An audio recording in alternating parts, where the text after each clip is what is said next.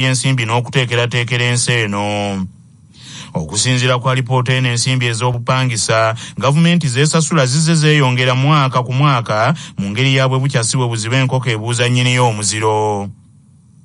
Mu mwaka gw'ebyensimbi 2017-18 gavumenti yasasula ensimbi ez'obupangisa obuwumbi 116, mu 2018-19 n'esasula obuwumbi 103, 2019-2020 n'esasula ez'obupangisa obuwumbi 135, ate 2021 n'esasula obuwumbi 137. Aboludde oluvuganya gavumenti balaga nti mu mwaka gw'ebyensimbi 2021-2022 ensimbi obuwumbi 167 ze zigenda okusasulwa mu bupangisa mu ngeri gye bagamba nti yakwata n'owaayo nga yasikira musikire. Mu alipoota eno oludde oluvuganya gavumenti lukirambise nti waliwo akakundi k'abantu kumpi be bamu ng'abakalimu bano be bannannyini bizimbe ebitongole bya gavumenti kwe bipangisa era babasasula omusimbi guno. Bano nno kwe kuli ne bifeekera Sudiru Lupaleria nannyini kizimbe ekya Kingdom mu Kampala ekisangibwa ewaali essomero lya Shimoni okuliraanira Parliament ne UBC. Ekizimbe kino oludde oluvuganya gavumenti lutegeezezza nti ebitongole bya gavumenti okuli Parliament ne Minisitule y'ensonga z'obuvanjuba bwa Afirika, abawozi ba Pulezidenti n'ebitongole ebirala bipangisaako. Okusinziira kwa lipoota eno Minisitule y'ensonga z'obuvanjuba bwa Afirika esasula ensimbi akawumbi kamu obukadde 86, ate yafeeseza abawabuzi ba Pulezidenti okusangibwa n'eya Edward Kiwanuka Ssekandi saako John Patrick Amama Mbabazi n'abalala gavumenti zo n'esasulira akawumbi kamu obukadde 200 mu bupangisa. Kinajjukirwa nti emyaka egiyise gavumenti yalangirira nti etandise ku nteekateeka ey'okuzimba ekifo bwe bajja ku luguudo lw'Entebbe ebitongole ne minisitule za gavumenti zonna we zigenda okubeera okutaasa omusimbi omuyitirivu ogusaasaanyizibwa mu bupangisa, wabula bwe lutuukidde olwaleero ng'enteekateeka zino tezimanyiddwa we zaakoma. Obutakkaanya nate buzzeemu wakati w'abakansala ab'eggombolola ey'Erubaga ne sipiika ow'eggombolola eno mu NRM Musa Mbaziira oluvannyuma lw'abakansala okuva mu National Unity Platform okugaana okwetaba mu lutuula lwa kanso olwayitiddwa sipiika Mbaziira nga bagamba nti lwakubamalira biseera. Sipiika Musa Mbaziira mu NRM yayise olukiiko lwa kanso olunaku lw'enkya okuteesa ku nsonga za kasasiro yadde nga bakansala okuva mu kibiina ekya Nuupu nga bano be basinga obungi ku lukiiko lwakubiriza bagamba nti sipiika oyo Musa Mbaziira talina kuyita lukiiko lwonna engeri gye baatandika edda ku kaweefube w'okumuggyamu obwesige.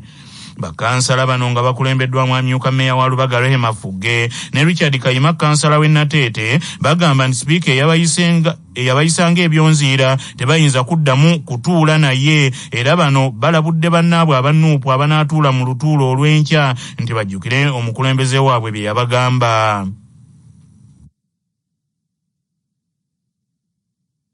Special Council gye yayise yagiyise yengwa omuntu nga bw'omanyi nti omuntu twasalawo nti tokyali sipiika waffe ate oyise olukiiko nolwekyo tetusobola kwekubangalike nti ate tugende mu Special Council. Of course yatugoba dda Kayima Juuko kansala w'e Nateete omukulu yayise olukiiko lwe bayita Special Position Council naye ng'ate aliko ekiwandiiko ekimuggyamu obwesi. Kati mu mateeka ga kanso obudde buno abatakakkirizibwa kuyita lukiiko lwonna. Kyokka laadiyo Kyabasa bwetuukiridde mu NRM Mbaziira Musa yayise olutuula luno agambye nti be yagoba bo ne bwe batajja takiinaako buzibu yadde akatono bwe kati era n'agamba nti bano tebasobola kugaana lutuula lwa Ggombolola kugenda mu maaso. Abantu twagoba tetwabayise era tebalina invitation era bakimanyi. Tusuubira abalala abataali bagobe okuba nti be bagenda okuteesa ku nsonga zino. Abalala abataali bayite bajja kuba batwegattako ng'enkiiko zaabwe z'ebibonerezo nga ziweddeyo. Olutalo ku kitebe ky'eggombolola eno lwatandikira ku sipiika mu NRM Musa Mbaziira okugoba bakansala abawerako mu ntuulo ez'eggombolola nga mwe mwali ne mmeeyo w'eggombolola eno mu Nanuupu Zakali Mbeeraze Mawula ng'abalanga nti okwekalakaasiriza mu lutuula nga bawakanya emiwendo gy'ebintu okulinnya. Abaami ba Ssaabasajja Kabaka ab'amasaza bayozaayozezza Katikkiro ow'ekitiibwa Charles Peter Mayiga olw'okwolekera okuweza emyaka 9 kasookedde nga Ssaabasajja Kabaka asiima n'amukwasa Ddamula ne bagamba nti ayongedde nnyo okwagazisa abantu Kabaka waabwe n'abantu okwetaba mu kuzimba Obuganda nga bayita mu Luwalo ettaffaali n'ebirala. Ssaabasajja Kabaka Ronald Muwenda Mutebi owookubiri yasiima n'akwasa Oweekitiibwa Charles Peter Mayiga Ddamula nga 12 Mmeeyi 2013 ng'adda mu bigere nga lwe yasiima okumukwasa Ddamula okumulamulirako Obuganda. Abaami b'amasaza okuli Kanga Ronald Mulonda atwala essaza Bulemeezi ne Kasujju Jingo Maaka Kaberengo owookubiri ow'essaza Busujju bagamba nti Katikkiro abalambise bulungi ku ngeri gye balina okutambuzaamu emirimu gy'Omutanda. Ronald Mulondo omwami wa Ssaabasajja Kabaka ow'essaza Bulemeezi Kangaawo Katikkiro Charles Peter Mayiga nja kulowooza nti nno ttaala eyakidde Obwakabaka buno mu myaka gino 9 okuzza essuubi mu baweereza okuzimba obusobozi mu buweereza okuzimba ekitiibwa eky'obwami. Ekitiibwa kya Namulondo kinyikidde nnyo mu bantu ba Ssaabasajja Kabaka nga kiyita mu bwami, azze nnyo wansi mu bantu mu nteekateeka ng'eyamwanyi terimba. Bannabyabufuzi bangi tulaba mu myaka gino 9 nga Mengo bagitwala nti ddala kyekitikkiro kyabwe. Ayambye Uganda eyawamu. Yatwagala nnyo okwebaza Ssaabasajja Kabaka olw'okutuwa omukulembeze atuzimbyemu obusobozi obwenkaniddaawo. Ssaabasajja Kabaka awangaale nnyo. Nze Jingo Maaka byekwaso Kaberengo owookubiri atwala essaza ly'Ebusujju Kabaka lyasiima n'ankwasa. Kisooka byonna musajja mumanyi muyivu era obumanyi bwe butuyambye nnyo okulaba nti tusobole n'okuvvuunuka amayinga agatali gamu mu mulembe guno ogutuyiseemu. Neebaza nnyo Katikkiro okutulambika nga ffe abaami ba Kabaka. Katikkiro tumwenyumirizaamu kubanga tukuutira nti bye tukola tuyamba Bwakabaka wabula ffe ffennyini ffe tebatweyamba. Tubaza nnyo okubiriza mu terimba ate tubaza nnyo n'okutusanka amawulire amalungi agaffe embuga. Ssaabasajja Kabaka gy'ali alamula era Ssaabasajja Kabaka awangaale. Manya obubono obuddo obw'eddembe lyo tonyigirizibwa. Ddembe lyo ery'obwebange. Ddembe lyo akutusibako Nana Herbal Mouthwash okukuuma akamwa ko nga kayonjo. Senyesa Nana Herbal Mouthwash ozize amannyo okulwala, okunyonyeera n'okuvaamu olusaayisaayi. Nana tumukomezaawo mu ccupa empya enyigiddwamu ekigambo Nana wansi ne mu mbiriizi. Kakasa nti oyo alambiddwa bw'atyo gwe bakuguza asangibwa mu famasi ne supamaketi zonna. Yawandiisibwa National Drug Authority. Saako Sahara Muchuzi Mix akanzaali akawembaazo obuwoomi obusukkulumu nga balina Sahara tangawizi tea amajaani agawa chaiwo eddekende. Singa omuntu yeemulugunya ku buzaale bw'omwana kooti n'emusindika mu ddwaliro lyonna wabula n'atamatira na bivuddeyo alina eddembe okuddayo mu kooti y'emu ne yeemulugunya. Ebisere bisinga kooti esobola kubasindika ku kitongole ekirala ekikola DNA. Waliwo ebitongole eby'abantu ebiri private, then waliwo ebya government. Kati ng'essaawa zino government analytical lab eryawo ewandegeya. Kabaawo okubuusabuusa ng'ogenze maybe mu private laboratory. Basobola basindika mu ya government, kati eya government yeba enkomerere ku ky'obutonde naye basobola okukola DNA ezisukka mwemu oba tomatidde n'emu ne babasindika. Kati wemba tematidde n'ezo ziri private basobola basindika ku ya government yeba enkomeredde ku nsonga eyo. Munnamawulire wa laadiyo ya Kabaka Kyabbasa ensajja era omukubiriza wa pulogulaamu Londoola ensonga wamu ne Kalabalaba omukenkufu Dr. Sam Kazibwe aweereddwa engule eya munnamawulire akoze ebyenjawulo era akize bannamawulire abalala bonna mu Uganda mu buweereza naddala mu by'okunoonyereza n'okugatta ettaffaali ku mulimu guno. Omumanyi Dr. Sam Kazibwe engule ne muweereddwa ab'ekibiina ekitwala bannamawulire ekya Uganda Journalists Association wujja ku mukolo ogw'ekyeggulo ogubadde ku hoteeri Africana mu kiro ekikesezza olwaleero bannamawulire kwe bajaguliza n'okwefumiitiriza ku lunaku olw'eddembe lyabwe. Omubangufu Dr. Sam Kazibwe oluvannyuma lw'okuwangula engule eno agambye nti kisaanidde bannamawulire bongere okujjumbira okunoonyereza n'okwongera okumanya bye balina okukola nga bali ku mulimu guno n'obuweereza bwabwe eri ensi. Mukole yaffe ng'abantu tutera nnyo okusiima abantu nga bamaze okugenda, naye kino kye bakoze okunsiima nga nkyaliwo ng'ate era nkyaweereza kyongera okumpa amaanyi okwongera okukola puroguramu ezirimu okunoonyereza okw'ekika ekyawaggulu. Ate era ndowooza nti okusiima kuno kwe bakoze eri nze bubaka bukulu eri bannamawulire abalala bonna. Kitegeeza nti si buli mwaka nti nze nina okutwala ekirabo kino ekya munnamawulire asinze okunoonyereza. Ebeera entandikwa eri bannamawulire abalala bonna bamanye obukulu obuli mu kunoonyereza kubanga ekyo kye kijja okutufuula ab'enjawulo. Kyongera okulaga obuvunaanyizibwa bwe tulina obunene ku mulembe guno okwawukana nedda. Nti kakati munnamawulire okubeera ow'enjawulo olina okuba omumanyi, ate ekikufuula omumanyi si kusoma busomi kutuuka ku ddaala lya PhD nti olina diguli 3 nga zenena.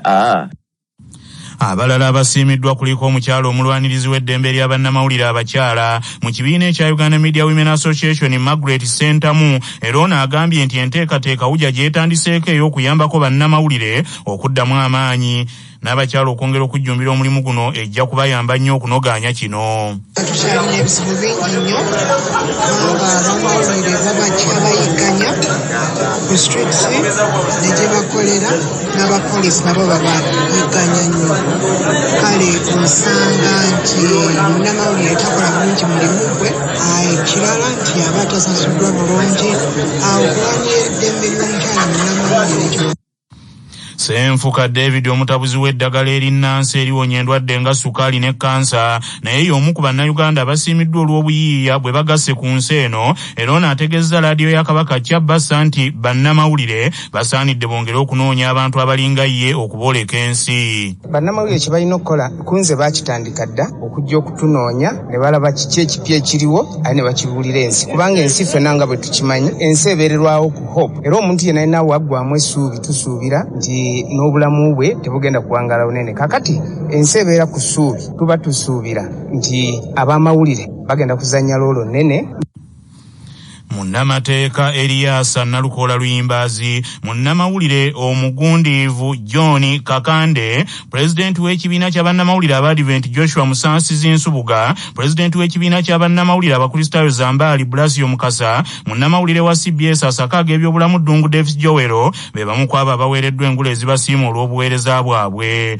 Omulwanirizi w'eddembe ly'obuntu Kayingo Dr. Livingstone Sewanyana asinzidde ku mukolo guno n'alabula gavumenti ku ky'okutyoboola eddembe lya bannamawulire n'obutakkiriza nsi kumanya ebyo byesaanidde okumanya. Erabe nti ebawa embeera ennungamu mwe basobola okukolera emirimu gyabwe kubanga tewayinza kubeera okulaakulana okuggyako bannamawulire nabo baweereddwa enkizo okubeera nti basomesa abantu babunyisa enjiri ey'enkulaakulana ate n'okumalawo ekyo kirina okukolebwa mu mateeka agayisibwa kulaba nti amateeka agafuga bannamawulire galimu obwenkanya. Tutuuse mu munnansi weeyogerere mwe tufunira abantu ab'enjawulo nga boogera ku nsonga ez'enjawulo. Olunaku lw'eggulo ensi yonna yeefumiitiriza ku ddembe lya bannamawulire n'engeri gye bakolamu emirimu gyabwe bannamawulire mwe bayise okwogera ku ebyo ebibakaluubiriza n'ebyo ebibanguyiza emirimu gyabwe. Mu kanyomero kaffe kano aka munnansi weeyogerere abantu ab'enjawulo boogedde ku mbeera y'eddembe lya bannamawulire mu Uganda okwawukanako n'ensi endala era bayise ku kibanja kyaffe ekya CBS FM mwogedde bwe muti ku mulamwa guno. Segirinya Ronald ogambye nti emyaka 3 egiyise poliisi ekoze kyamaanyi okutyoboola eddembe lya bannamawulire omuli okubaasiza kamera n'okubasamba naye tusaba gavumenti ebeeko kyekolawo. Katanfa Alfred ogambye nti okutyoboolebwa kw'eddembe lya bannamawulire kuviira ddala kubakwasisa amateeka abeeyisanga bwe baagala eri bannamawulire. Six Godwater ogambye it doesn't matter to who but all the people need the same treatment without discrimination. Wanji Joseph ogambye nti Uganda teyeetaaga kukuza lunaku lwa ddembe lya bannamawulire kubanga n'omukulu wa poliisi yagamba nti bakyabakuba nnyo okutuusa lwe baliyita bannyaabwe. Kisuule Nasso ogambye nti Uganda eddembe ly'amawulire libulamu nnyo naddala eri abo abatwalibwanga abatawagira gavumenti olw'okwoleka ensi ebyo ebiriwo. Busagwa Christopher ogambye nti wano mu Uganda eddembe lya bannamawulire lyasigala mu bigambo.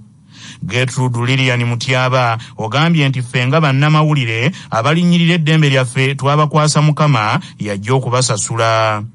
Nakalema Sala ogambye nti bambi tubasaba poliisi ne bweba kuba kibooka ezenkanawa yadde okubaziyiza mugende mu maaso n'okutuwa amawulire amatuufu. Kasule Jonathan obuuza nti naye mmwe bannamawulire temuyinza kussa kimu nga nkuyege ne musibira ababatulugunya ekikookolo. Naluyiga Magi Margaret ogambye nti okuggyako nga ab'ebyokwerinda bategedde omulimu gwabwe awo eddembe lya bannamawulire lijja kubaawo. Mirembe Nasake Natete ogambye nti bannamawulire basaanye bazire okuweereza amawulire ku bitongole ebibatulugunya. Nsigalira Dennis ogambye nti Mukama taasa bannyinaffe ne bannyaffe ne bakitaffe abaasomerera okuweereza amawulire. Sebatunzi Sharifu ogambye nti mu nsi nnyingi eddembe ly'abannamawulire lifunibwa abo bokka abalinnya mu kimu n'abafuzi ababa mu buyinza, naye bannamawulire abeetengeredde bakyawuttulwa nnyo nga bwe babeetondera. Abateesa abalala nga Ssenyonga Mustapha, Sebunya Dennis, Imamu Hassan Mayinji Ekyesiiga, Kasirye Joseph, Kayemba Rogers, Bone Kavuma, Kibombo Patrick Kasanda, Tamale Ismaili Munnabuddu, Bogi Charles n'abateesa abalala endowooza zammwe tuzirabye mwebale nnyo. Abateesa abalala bayise ku WhatsApp ku 0703 275 258 muteeseza bwe muti ku mulamwa guno.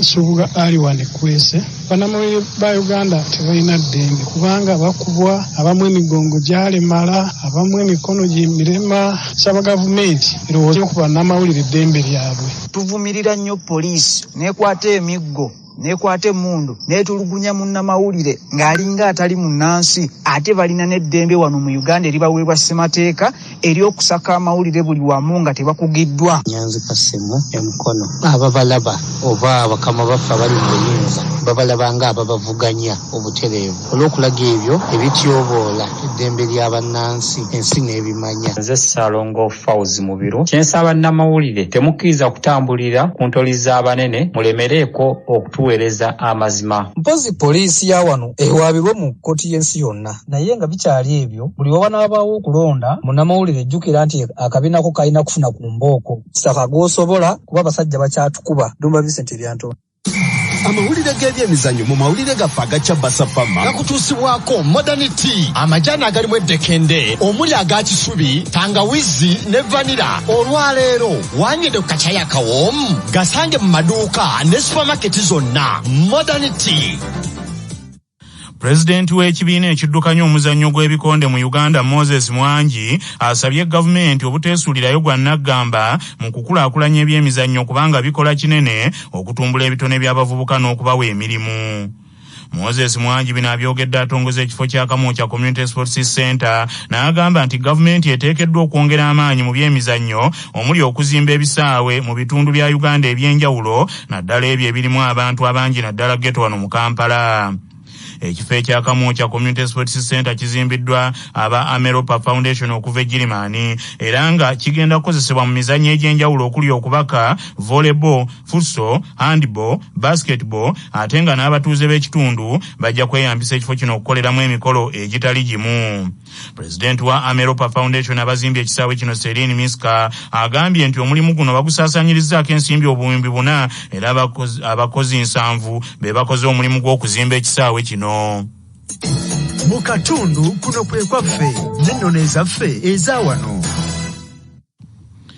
Omwana azaalibwa n'amannyo mu kamwa oba n'engalo ezitawera 10 oba ekintu ekirala kyonna ekitali kya bulijjo bw'aba muwala ayitibwa nnabitalo, so nga bw'aba mulenzi atuumibwa erinnya bitalo oba magero.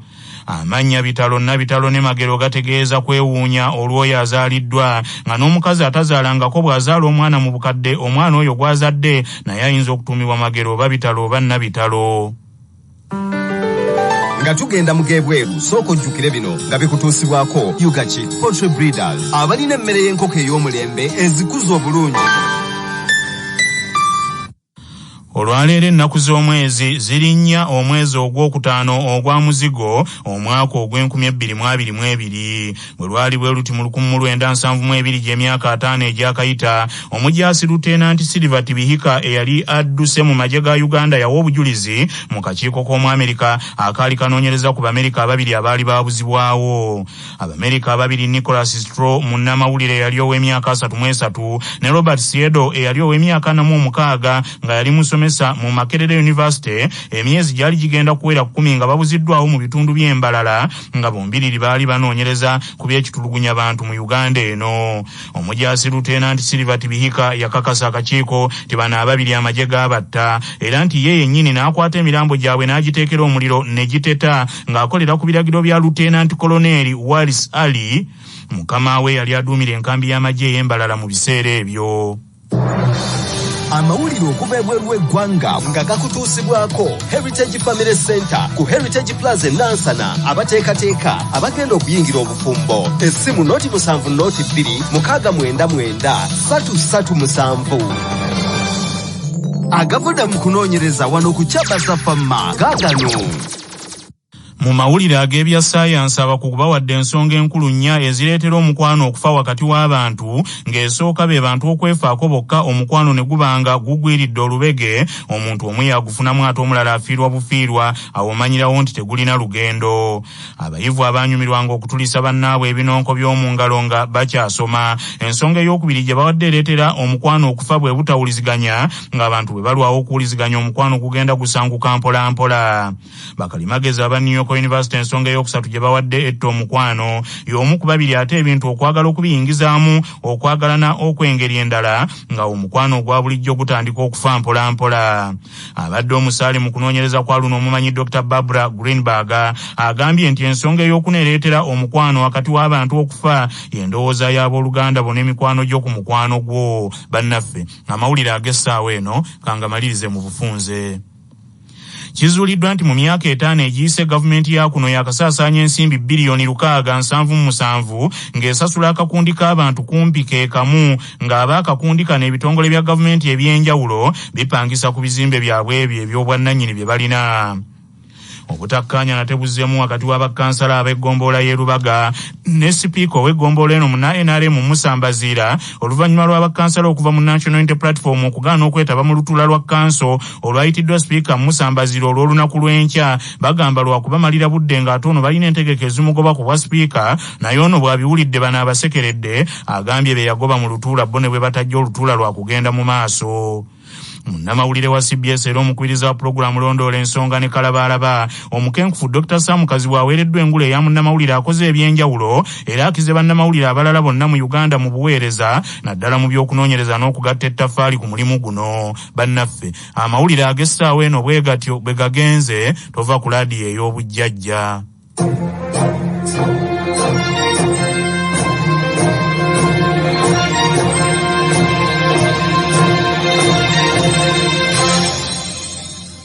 MTN bakugamba weefunire obubonero bwa MTN Senchiu buli lw'oteeka ssente ku MTN Mobile Money yo okuweereza oba n'okufunirako ssente, era osobola n'okukozesa obubonero obwo bw'ofunye obwa Senchiu okusasulira buli ky'ogula, gamba nga mu supamaketi n'empeereza endala ng'okozesa MTN Momo Pay. Kyangu nnyo, nyiga *155*3 olwo goberera endagiriro okusasula ng'okozesa obubonero bwo obwa MTN Senchiu. Everywhere you go,